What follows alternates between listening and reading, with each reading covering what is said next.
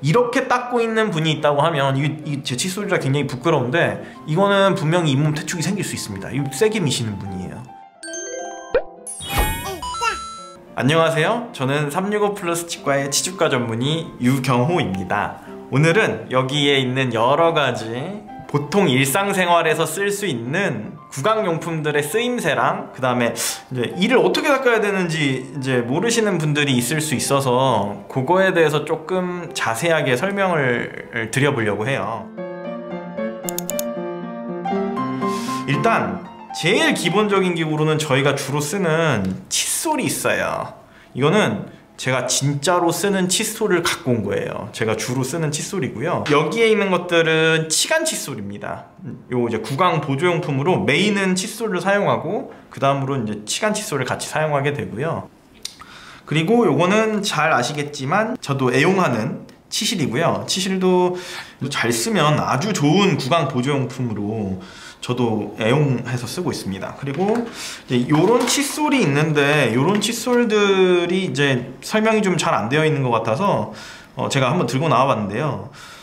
엔드터프트, 그러니까 첨단 칫솔이라고 하는 칫솔이에요. 이거는 어떻게 생겼냐면 끝에만 이렇게 뾰족하게 나와 있는 칫솔이에요. 그래서 생김새를 보면 아시겠지만 저희가 칫솔모가 머리가 좀 크잖아요. 이렇게 머리가 크기 때문에 끝에 부분을 닦을 수가 없어요. 그래서 이름 그대로 엔드터프트, 즉 끝에를 이렇게 닦아주는 칫솔입니다.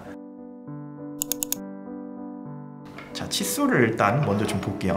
저는 칫솔이 굉장히 중요하다고 생각하고요. 여기를 이제 칫솔의 넥이라고 해요. 이 넥이 그냥 곧고 바른 게 좋아요. 휘지 않았으면 좋겠습니다. 그리고 그냥 끝까지의 모양도 그냥 어떻게 보면 굉장히 심플한 형태의 칫솔이 이렇게 그냥 길쭉한. 제가 처음에 드리는 말씀은 화학적 세정하고 기계적 세정이 있어요. 이게 말이 되게 어렵게 써놨는데 무슨 말이냐면 후라이팬을 닦을 때 퐁퐁의 비중이 크냐 수세미의 비중이 크냐 그냥 이렇게 생각하시면 될 것 같아요. 퐁퐁은 비중이 아시다시피 별로 없죠. 이게 눌러붙은 게 있으면 결국 이렇게 긁어서 떼어내야 돼요. 그 미세모에 대해서 굉장히 질문이 많아요. 근데 미세모를 쓰실 사람이 별로 없어요. 사실 그냥 보통의 사람들은 그냥 말 그대로 보통모를 쓰셔야 돼요. 치아 사이에 낀 뭐 시금치라든지 이런 것들은 미나리 뭐 이런 것들은 미세모로 잘 제거가 안 돼요. 그래서 보통모가 원래 맞고요. 미세모는 예를 들어서 잇몸 수술을 하셨다든지 아니면 나는 딴 사람들보다 잇몸이 굉장히 많이 부어있고 뭐 농이 있고 이런 부분들만 써야 되는 거니까 거의 인구의 한 80% 정도는 보통모를 쓰셔야 된다고 생각해요. 이렇게 닦고 있는 분이 있다고 하면 제 칫솔이라 굉장히 부끄러운데 이거는 분명히 잇몸 퇴축이 생길 수 있습니다. 이거 세게 미시는 분이에요. 그러니까 칫솔은 그래도 뭐 한 2주에서 4주 사이에 한 번씩 바꿔주시는 게 좋고 이렇게 내 칫솔이 이렇게 변하는 거를 확인했다 그러면 이 사람은 굉장히 좀 세게 닦고 있으신 분입니다. 그러니까 이보다 훨씬 강도를 낮추시고 보통 뭐 갖고 살살 닦으시기를 추천드립니다. 치아를 닦을 때 저희가 어떻게 하냐면 이렇게 닦아요. 위아래로 막 이렇게 닦죠. 이제 옆으로 막 닦는 겁니다. 이렇게 옆으로 치아를 미는 거예요. 이렇게 보시면 치아를 이렇게 밀어서 무의식적으로 닦기에 매우 좋죠. 근데 실제로 닦아야 되는 방법은 이런 형태가 아니고요. 일단 회전법은 알을 벌린 상태에서 칫솔을 약 한 60도? 이 정도 하여간 잇몸 쪽에 닿게 해놓고요. 이게 뭐 교과서에는 뭐 45도, 뭐 60도 뭐 이렇게 나와 있는데 결국 제일 중요한 방법의 코어를 아셔야 되는 겁니다. 이 치아를 회전시키는 이 힘에 의해서 치아 주변에 있는 치태와 치석을 제거할 수는 없으니까 치태와 음식물 찌꺼기 그리고 잔사 같은 것들을 제거하는 방법이에요. 이렇게 회전해서 닦습니다. 근데 여기를 닦았다가 여기를 닦았다가 하면 이제 정신이 사나우니까 잘 모를 수 있잖아요. 까먹거나. 그래서 보통 본인이 정합니다. 오른쪽 위에부터 해서 오른쪽 위에부터 이렇게 5번에서 10번 닦고요. 안쪽은 조금 다른데요. 안쪽은 이렇게 한 상태에서 안쪽은 이렇게 당연히 아래쪽에다가 칫솔을 위치한 다음에 아래쪽에서 긁어서 올리는 방식으로 닦으셔야겠죠. 아마 제가 생각할 때 저는 지금 이렇게 닦고 있는데 이쪽에서 이렇게 닦는 방식이 될 거예요. 입 안쪽에서 칫솔이 들어와야 되니까 이렇게.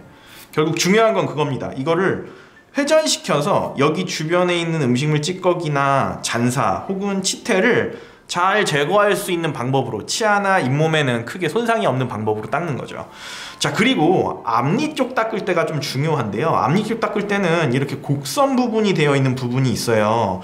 이 부분에다가 요거를 넣으면 이렇게 해서 닦으면 안 닦이는 부위가 분명히 생길 수밖에 없어요. 왜냐면 칫솔모가 안 닿는 이런 사각 같은 부분이 생길 거거든요. 그래서 이 사각 같은 부분을 없애기 위해서 칫솔모를 세웁니다. 이렇게 세우셔서 이렇게 닦으시는 거예요.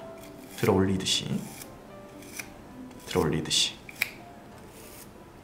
결국 법 이런 게 중요한 게 아니고요. 중요한 건 내 치아 주변에 있는 음식물 찌꺼기랑 잔사를 제거하는 게 가장 중요한 거예요. 이제 마지막으로 요 치아와 치아가 만나는 면을 저희는 이제 교환면이라고 하는데, 이게 씹는 면이잖아요. 씹는 면은 에나멜이라고 하는 아주 단단한 재질로 되어 있어요. 그래서 이렇게 옆으로 닦으면 저희가 걱정되는 부분은 뭐냐면 잇몸하고 이제 상아질이라고 하는 부분이 패일 수 있다는 게 걱정이 돼서 이렇게 못 닦게 하는 거거든요. 근데 여기는 그렇게 패일 염려가 없어요. 그래서 그냥 이렇게 닦으셔도 됩니다. 여기는 뭐 회전시키고 말고 할 게 없어요. 그냥 밀어서 닦으시면 돼요. 이렇게. 자, 이렇게 밀어서 닦으시면 전체가 닦이게 되고요.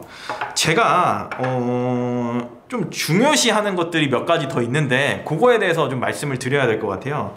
잇몸하고 치아를 쓸어서 이렇게 5번 닦는다 이렇게 나와 있는데, 실제로 이렇게 5번만 닦으면 여기가 다 닦였냐 이겁니다. 아닐 수 있잖아요. 나는 다른 사람하고 다른 형태일 수도 있단 말이에요. 혹은 여기에 유독 예를 들어 뭐 아주 점착성이 높은 물질들이 뭘까요? 뭐 예를 들어 순댓국을 먹었는데 깨가 꼈다든지 막 이런 상황이 생길 수 있잖아요. 그러면 여기를 확인을 해야 돼요. 그게 제일 중요합니다. 제가 생각할 때. 그래서 이를 다 닦고 나시면 혀로 확인을 한번 해주세요.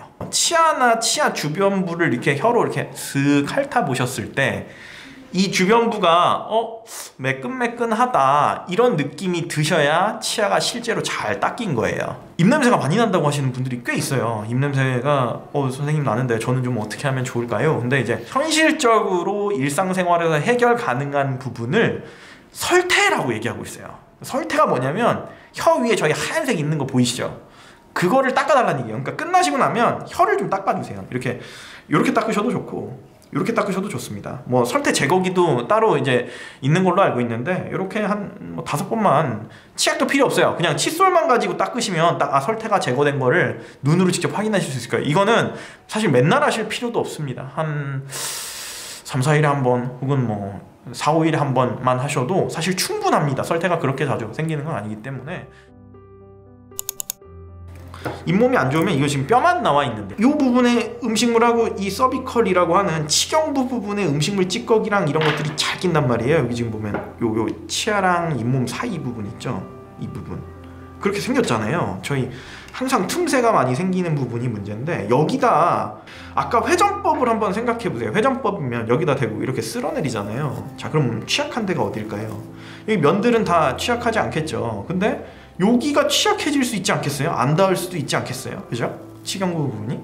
그럼 치경부 부분에 잇몸이 안 좋은 사람들은 분명히 뼈가 녹아갖고 이렇게 반원처럼 이렇게 패여 있을 텐데 그 부분을 닦아내야 될 거 아니에요. 자, 그 부분을 닦아내려고 고안해낸 방법이 파스법이에요. 그러니까 치경부에 있는 요 치은 열구에다가 이렇게 넣어달라는 얘기예요. 칫솔을. 그리고 여기 지금 잇몸도 안 좋은 사람인데 이걸 지금 여기다 막 이렇게 하면 되겠어요? 안 되겠죠, 그죠? 그러니까 여기다 놓고 진동을 주라는 겁니다. 이렇게 진동을 주는 거예요. 이거를 제가 생각할 때 왜 쓰시는지를 이해하는 게 훨씬 더 중요해요. 이 방법을 외우시는 것보다 내가 여기를 다 이렇게 했는데 여기만 잇몸이 부었어요. 막 농이 여기가 튀어나왔어요. 이 부분이. 그러면 다른 데는 회전법으로 닦는 겁니다. 이렇게 닦고 회전법으로 닦으시고, 자, 이 부분에 와서 이 부분은 안 되겠네. 파스법 써야겠다. 여기는 이렇게 혼용해서 쓰시는 거예요. 그러니까 왜 쓰시는지를 알아야, 그죠? 진동 주시면 됩니다. 이렇게. 자, 임플란트 환자의 구강위생 관리를 설명하기에 앞서가지고 먼저 중요한 것들을 짚고 넘어가 봐야 될 것 같아요.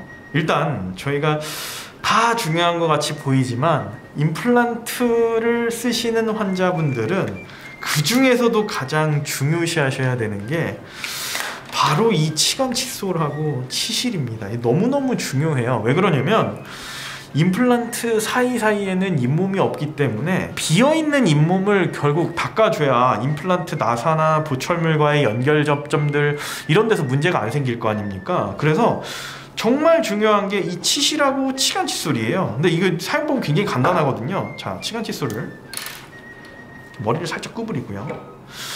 이 상태에서 이 사이를 넣었다가 뺐다가 넣었다가 뺐다가 하면서 치아와 임플란트와 임플란트 사이를 좀 닦아주는 겁니다. 그리고 안쪽에서도 해주셔야 돼요. 치아 사이 부분 이렇게 닦으셔서 각도를 달리 하시면 더욱 좋습니다. 그러면 이 사이 부분이 닦일 거 아니에요. 여기가 닦이고 여기가 닦이고 이렇게 여기도 이렇게 각도를 달리 하셔서 닦으시면 좋을 것 같아요. 벌린 상태에서 손가락 2개 가지고 치실을 똑같아서 동그라미를 만들어 갖고 잡습니다. 그리고 치아 사이 부분에 넣었다 뺐다 하시면 돼요. 자, 근데 넣었다 뺐다 할 때 조금 더 좋은 방법이 뭐냐면, 자, 목적을 생각해야 돼요. 저희가 치실을 하는 이유는 치아 사이사이를 닦기 위해서예요. 이 치아와 이 치아의 사이 부분을 닦고 싶은 거니까 치실을 넣고 나오실 때 치아 면을 느끼면서 나오시는 겁니다. 보이세요? 그죠? 이렇게 넣고 이번에는 임플란트 쪽으로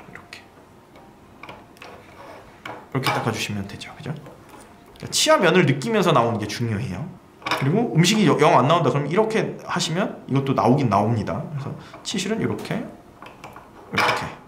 해주시면 될 것 같아요. 헤드가 좀 이렇게 크면 불리한 점이 뭐냐면 여기를 닦을 수가 없어요. 이게 이 작은 머리로 여기를 닦아달라는 겁니다. 이렇게 아주 잘 닦여요. 이건 첨단 칫솔의 사용 방법에 대해서 말씀을 드렸고요. 자, 이제 마지막으로 임플란트로 한번 가봅시다. 우리 임플란트 환자들의 이 닦는 방법에 대해서 말씀을 드릴게요. 임플란트 닦으시는 환자분들은 임플란트가 있는 부위가 있고 치아가 있는 부위가 있을 거예요. 그리고 치아가 있는 부위들도 예를 들어서 굉장히 치아가 엄청나게 썩거나 부러져 가지고 뽑으신 분들이 있으실 거고, 잇몸이 안 좋아서 전체적으로 잇몸이 안 좋아서 하나씩 빼시는 분들이 있을 거잖아요. 자, 그러면 그때마다 조금 방법이 다르거든요. 전체가 건강한 상태인데 치아가 하나 어떤 사고나 아니면 하나만 굉장히 많이 썩어가지고 발치가 됐다, 치아를 뽑았다 그러시면 통법의 방법인 회전법을 쓰시면 됩니다. 이렇게 칫솔을 잇몸 주변에다가 놓고 위에서 아래로 쓸어 내리시듯이 닦으시면 돼요. 자, 근데 임플란트 주변은 딴 데에 비해서 잇몸이 안 좋을 확률이 높겠죠. 아무래도 잇몸이 안 좋으니까 치아를 뽑았을 거 아닙니까? 그러면 잇몸이 안 좋은 부위에 닦는 방법을 임플란트에 적용을 하기도 합니다. 그게 바로 바스법입니다. 그러니까 바스법은 어떻게 하는 거냐면, 초기 취지 자체가 이 뼈와 치아 사이에 있는 요 부분, 치은 열구라고 하는 이 부분에 이제 염증이 생겨가지고 동그라미 모양으로 이제 잇몸이 녹거나 뼈가 녹았을 거 아닙니까? 그 부분을 닦기 위해서 고안된 방법이에요. 그래서 보통은 이렇게 치은 열구 내에다가 칫솔모를 넣고 진동을 주시게 됩니다. 이렇게 본인이 딴 데가 건강하시다고 하면 바스법이라고 하는 이 임플란트 주변만 이렇게 닦아주시면 될 것 같아요.